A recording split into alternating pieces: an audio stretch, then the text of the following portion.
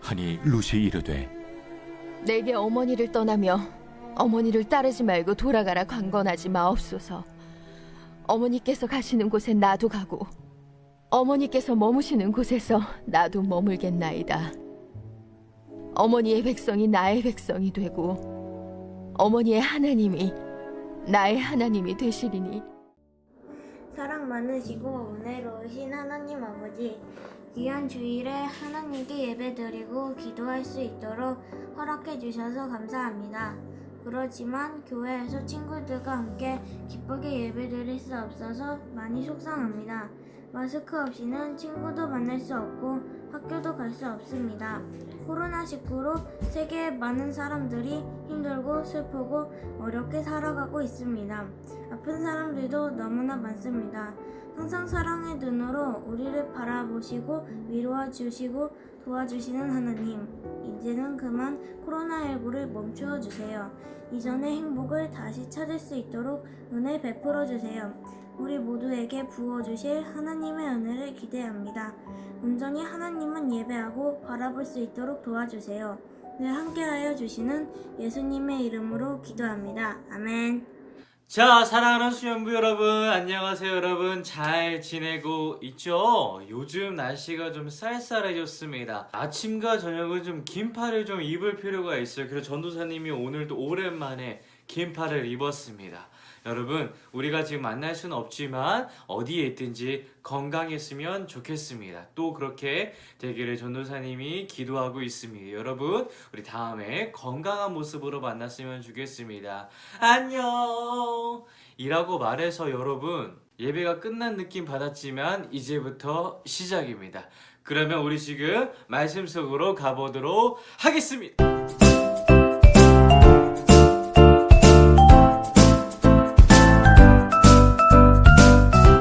자, 사랑하는 수녀부 여러분, 전도사님 손에 이 하리보가 하나 들려 있습니다. 누군가에게는 이 하리보가 최애의 간식일 수도 있고 누군가에게는 그냥 간식일 수 있어요. 그런데 여러분, 전도사님은 개인적으로 젤리를 좋아하지 않습니다. 하지만 이 하리보를 볼 때면 그때 받았던 그 감동이 아직까지 남아있고 그 감동이 밀려옵니다. 어떤 일이 있었냐면요, 전도사님의 아내의 조카가 있습니다. 막내 조카 있는데 그 조카가 8살입니다. 그런데 그 조카를 두 번째 만났을 때였나요? 그때 이 조카가 가방에서 뭔가를 이렇게 싹 꺼냅니다. 뭐 하는 거지? 봤더니 이 하리보를 꺼내는 거죠. 아, 그래서 먹으려고 하는구나 라고 생각을 했는데 이것을 전도사님한테 준 거죠. 이 하리보가 그렇게 비싸진 않습니다. 그런데 전도사님이 그것을 받았을 때 기분이 너무너무 좋았습니다. 왜? 그 아이는 그 조카가 이 하리보를 챙길 때 이거 이모부 드려야지 하는 그 마음이 느껴져서 전도사님은 아주 큰 감동을 받았습니다. 그때 전도사님은 젤리를 좋아하지 않았지만 정말 기분 좋게 먹었던 기억이 있습니다. 그런데 여러분, 그거 아세요? 이런 모습은요, 우리 하나님께도 찾아볼 수가 있습니다. 하나님께서는 어떤 것에 크게 감동받으셨을까요? 자, 이번 주는요, 우리가 사사기에서 룻기로 넘어오는 시간입니다. 자, 우리는 성경이 사사기 다음에 룻기로 넘어오기 때문에 사사기 이야기가 모두 마친 이후에 룻기의 이야기가 발생했을 것이다 라고 생각할 수 있습니다. 하지만 그것이 아니라 사실은 사사기 안에 룻기라는 이야기가 담겨져 있습니다. 룻기 1장 1절의 말씀을 보면 사사들이 치리하던 때에 라고 기록되어 있습니다. 치리라는 단어가 어려울 수 있지만 사사들이 이스라엘을 섬길 때라고 받아들이면 되겠습니다. 이렇게 룻기는 사사기 안에 쓰여져 있습니다. 그래서 룻기를 읽기 전에 사사기의 배경을 잘 알아야 하는데, 이 사사기의 큰 특징 중에 하나가 뭐냐면 이스라엘의 왕이 없으므로 사람이 각기 자기 소견에 옳은 대로 행했다 라는 것이 이 사사기의 가장 큰 특징 중에 하나입니다. 다시 말하자면 룻기가 쓰여진 그 당시의 배경은 이스라엘이 지 마음대로 했던 그 시대였음을 말합니다. 이 지 마음대로 하는 시대 속에 한 여인이 있었습니다. 누구인가? 바로 룻인데요. 이 여인은 세상에서 받을 수 있는 많은 차별들을 받은 여인입니다. 첫 번째, 룻은 이방 여인이었습니다. 룻은 모압 사람이었는데요. 이 모압이라는 것은 여호와의 총회에 영원히 들어오지 못하는 족속이었습니다. 그리고 이스라엘은 우리들은 하나님께 선택받은 백성이다라는 그 선민 의식이 강했습니다. 그래서 이스라엘 백성들은 이방 사람들을 개 취급했던 것이죠. 그 중에서 가장 끔찍한 족속이 암몬과 모압입니다. 두 번째, 룻은 과부였습니다. 룻에게는요, 엘리멜렉이라는 시아버지와 나오미라는 시어머니가 있었습니다. 그리고 자신의 남편 말론이라는 사람이 있었는데요. 어떤 이유인지는 모르겠지만 자신의 남편 말론이 죽습니다. 이스라엘 사회는 전통적으로 남자 중심적인 사회였습니다. 그리고 남편과 일찍 사별한 여인은 하나님으로부터 형벌을 받았다는 그릇된 잘못된 인식과 편견 때문에 과부는 사회 경제적 활동이 쉽지 않았습니다. 여기까지만 들었는데 이 룻의 우울감이 느껴지는 것 같아요. 그런데 여기서 끝나지 않습니다. 룻은 자신의 시어머니 나오미를 섬기겠다고 결정합니다. 룻기 1장 16절의 말씀입니다. 룻이 이르되 내게 어머니를 떠나며 어머니를 따르지 말고 돌아가라 강권하지 마옵소서. 어머니께서 가시는 곳에 나도 가고 어머니께서 머무시는 곳에 나도 머물겠나이다. 룻은 시어머니를 섬기기로 결정합니다. 룻이 그렇게 결정했으니까 나오미가 시어머니가 아마 부유한 사람이겠구나 라고 생각할 수도 있습니다. 하지만 여러분, 나오미도 과부였습니다. 자신의 남편 엘리멜렉이 어떤 이유인지는 모르겠지만 죽었습니다. 그리고 엘리멜렉과 나오미는 베들레헴에서 잘 살고 있다가 그곳에서 떠나 이방 모압 땅으로 갔습니다. 거기서 아주 쫄딱 망한 상황이었습니다. 이것을 고향으로 돌아오는 나오미의 말을 통해 알 수가 있습니다. 룻기 1장 20절의 말씀입니다. 나오미가 그들에게 이르되 나를 나오미라 부르지 말고 나를 마라라 부르라. 이는 전능자가 나를 심히 괴롭게 하셨음이라. 내가 풍족하게 나갔더니 여호와께서 내게 비어 돌아오게 하셨느니라. 여호와께서 나를 징벌하셨고 전능자가 나를 괴롭게 하셨거늘 너희가 어찌 나를 나오미라 부르느냐 하니라. 나오미라는 이름은 기쁨이라는 뜻이고요. 이 마라라는 이름은 쓰다라는 뜻입니다. 이 마라가 나왔으니까 마라탕 먹고 싶다는 생각하지 마십시오. 여러분 집중하세요. 즉 자신의 이름처럼 기쁨이 넘치는 삶을 살고 있는 것이 아니라 오히려 쓰디쓴 현실을 보내고 있다는 것을 의미하고 있습니다. 나오미, 룻의 시어머니 나오미는 이런 상황이었습니다. 하지만 그럼에도 불구하고 룻은 그 시어머니를 섬기겠다고 결정했습니다. 이스라엘은요, 절망 속에서 하나님을 바라보지 않았습니다. 이스라엘 백성들은 절망 속에서 하나님을 찾거나 하나님께 부르짖는 것이 아니라 바알과 아세라 상을 더 좋아했고 그들을 찾았습니다. 하지만 여러분, 지 마음대로 하는 이 시대 가운데 모압 여인 룻, 이스라엘 백성들이 개 취급하는 그 이방 여인 룻, 그리고 이스라엘 백성들 가운데, 이스라엘 문화 가운데 가장 최하층 계급을 갖고 있는 과부 룻이 하나님께 나아갔습니다. 하나님을 찾았습니다. 하나님을 부르짖었습니다. 룻기 1장 16절 말씀 다시 한번 읽어보겠습니다. 룻이 이르되 내게 어머니를 떠나며 어머니를 따르지 말고 돌아가라 강권하지 마옵소서. 어머니께서 가시는 곳에 나도 가고 어머니께서 머무시는 곳에서 나도 머물겠나이다. 어머니의 백성이 나의 백성이 되고 어머니의 하나님이 나의 하나님이 되시리니. 하나님께서 이 룻의 고백을 듣고 감동 받으셨어요.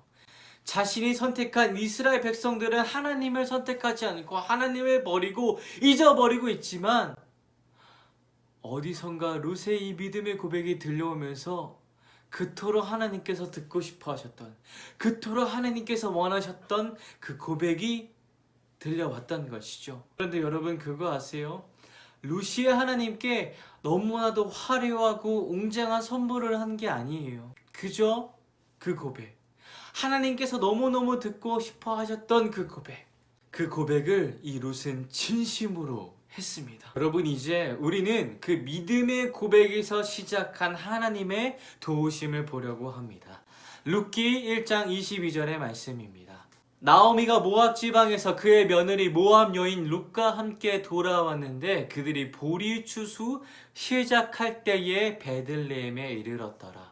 나오미는 이 룻과 함께 자신의 고향 베들레헴으로 돌아갔습니다. 나오미는 이미 가진 것은 아무것도 없고 과부라는 신분으로 인해 아까 말했던 사회, 경제적인 활동이 어려웠습니다. 앞으로 무엇을 먹고 살아야 할지 고민하고 있었는데 마침 그때 이 베들레헴은 보리 추수가 시작할 때였습니다. 이게 뭔 상관이냐고요? 나오미에게 있어서는 이 추수할 땅은 없었습니다. 하지만 하나님의 사랑은 남아 있었습니다. 레위기 19장 9절에서 10절 말씀입니다.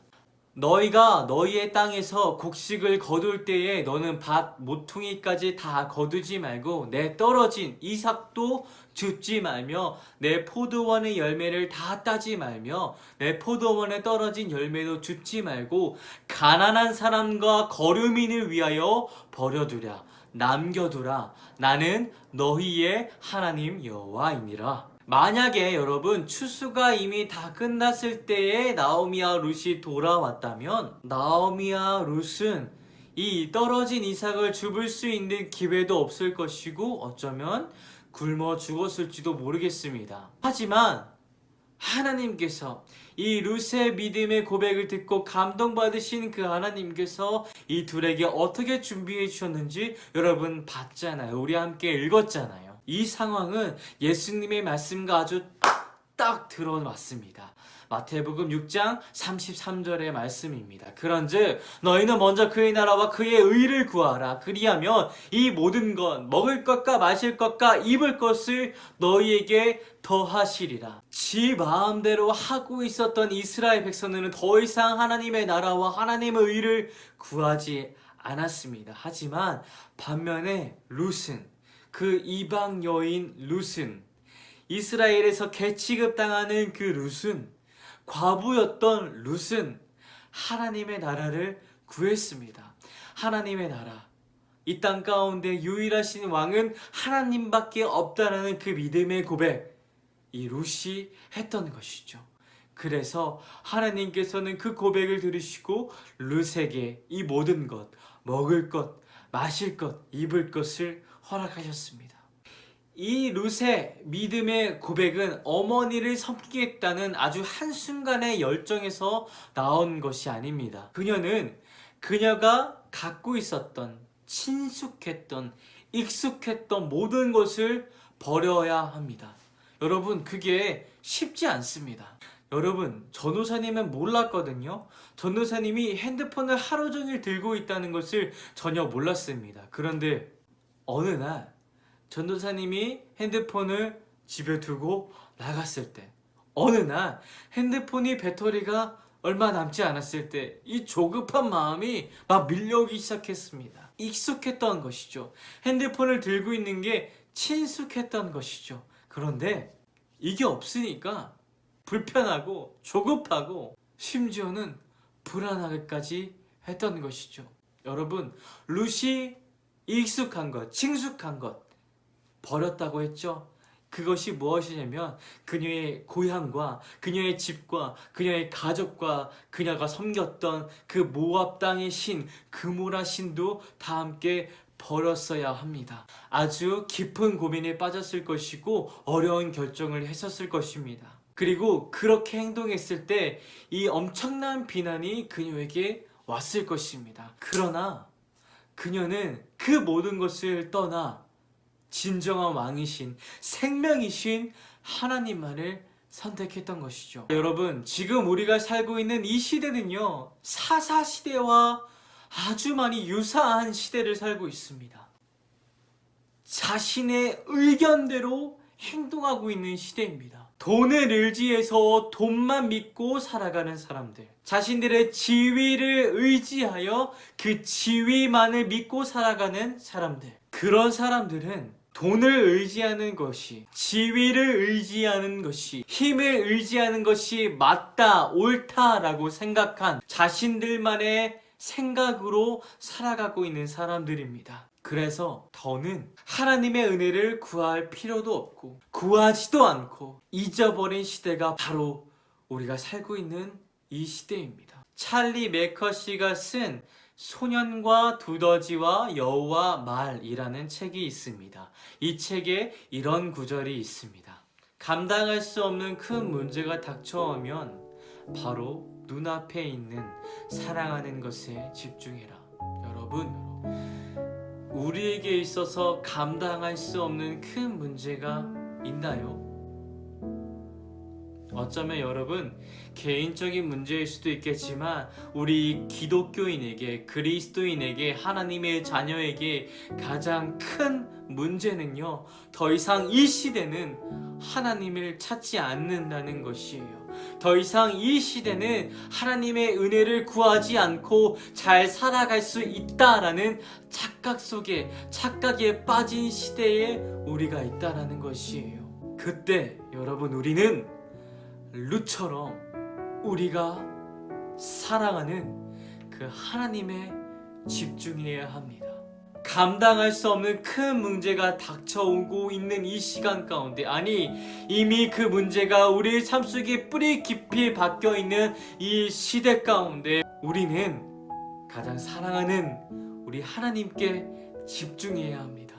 그분만이, 우리 하나님만이 우리를 지키시고 보호하십니다. 여러분, 그 믿음으로 우리 담대하게 고백합시다. 하나님, 지금 이 시대는 더 이상 하나님을 찾고 있지 않지만 우리는 믿습니다. 하나님만이 우리 삶 가운데, 우리 인생 가운데, 이 모든 전 세계, 세계 열방 가운데 소망은 주님이시라는 것을 믿습니다. 나는 이 고백을 룻처럼 마음 다해 하나님께 드렸으면 좋겠습니다. 여러분, 우리의 믿음의 고백은요, 하나님의 나라를 이룹니다. 여러분, 우리들의 믿음의 고백은요, 하나님의 나라를 세웁니다. 우리의 믿음의 고백은 우리 하나님의 자녀들인 우리를 살리기도 하지만 우리의 친구들과 우리의 이웃에게 그 하나님의 은혜가 흘러가 그들도 살립니다. 하나님께서는 우리의 믿음의 고백을 그 어떤 것보다 귀하게 여기십니다. 이번 주 우리 기도하면서 이 믿음의 고백을 하나님께 드립시다.